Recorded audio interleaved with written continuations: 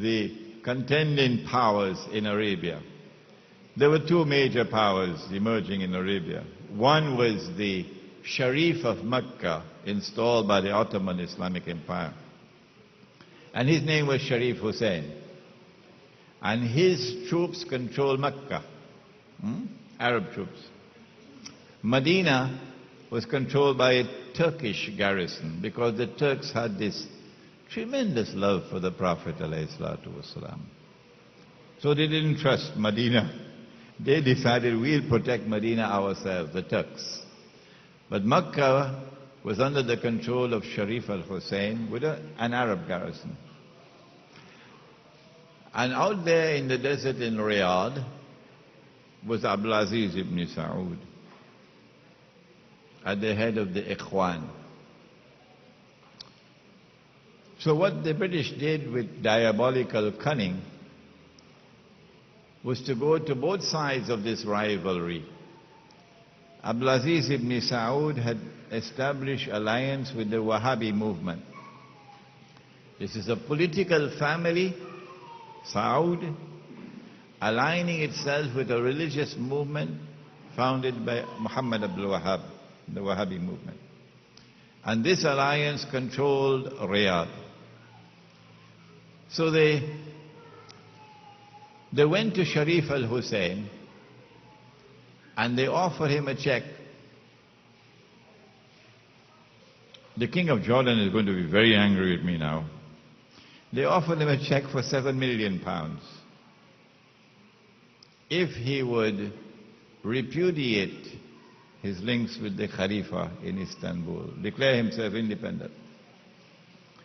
And Sharif al-Hussein was very pleased and happy to get all this money, and he declared himself in rebellion against the Khalifa in Istanbul. This is somewhere around 1916.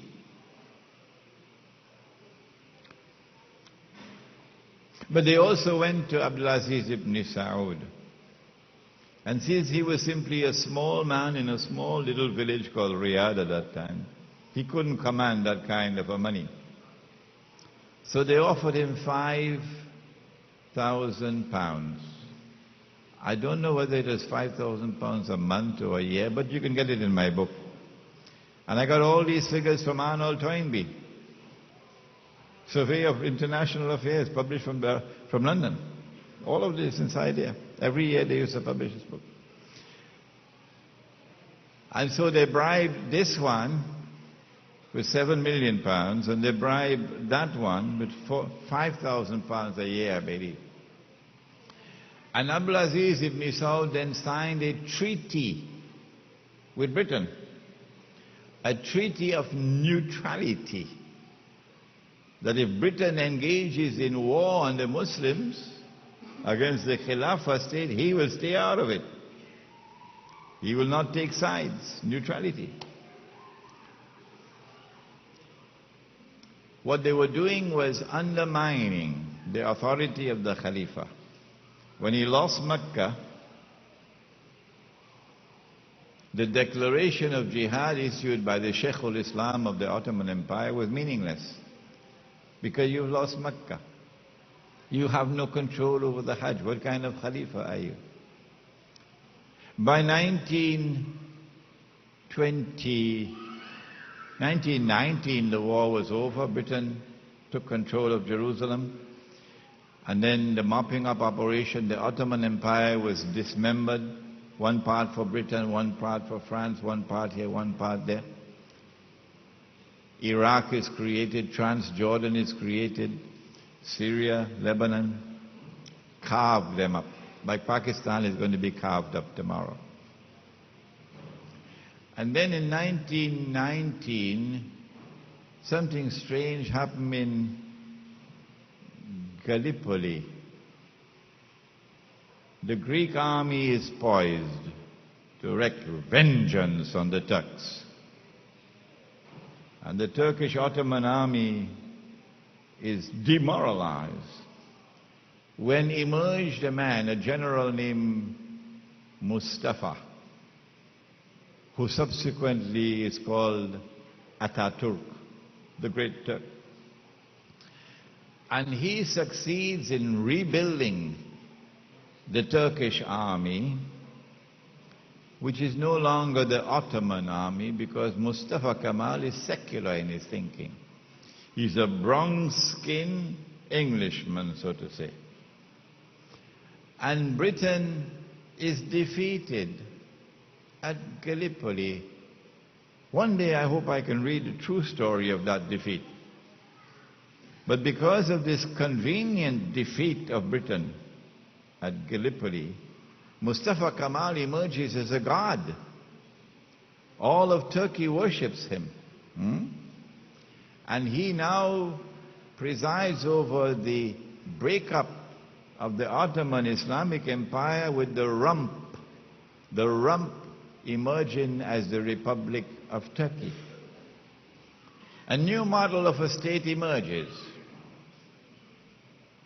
It no longer recognizes divine sovereignty. Sovereignty is now in the state. It no longer recognizes the supreme authority of Allah. Supreme authority is now in the state and parliament. It no longer recognizes Allah's law as the supreme law. It no longer enforces Allah's law. The law of the state and of parliament is the supreme law. Well, then what to do with the Khalifa? Mustafa Kemal said, well, if they could have a pope, why can't we have one too? If they could have a pope in Europe, why can't we have one too?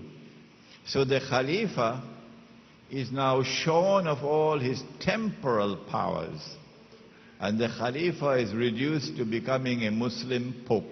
This was 1922. Between 1922 and 1924, for 2 years, you have a Muslim pope in Istanbul. But then in 1924, on orders which came from London, Mustafa Kemal abolished the Caliphate. Why did he do that? The answer is that while the Turkish Muslims were being coerced into accepting a Muslim pope,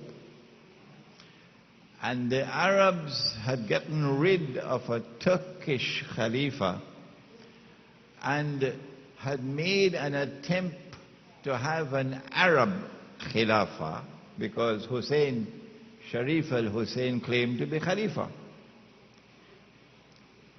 He claimed to be Khalifa. And then Saud came out of the desert and demolished him. The Indian Muslims in India remained faithful to that model of a state and that conception of international order. The Indian Muslims said, we want to restore, we want to control of that Khilafah.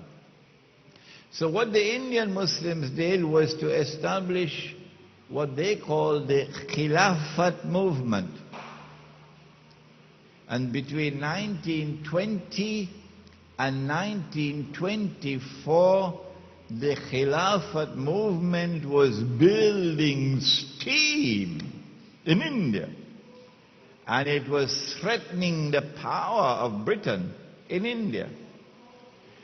A man named Mohandas Karamchand Gandhi, subsequently known as Mahatma Gandhi,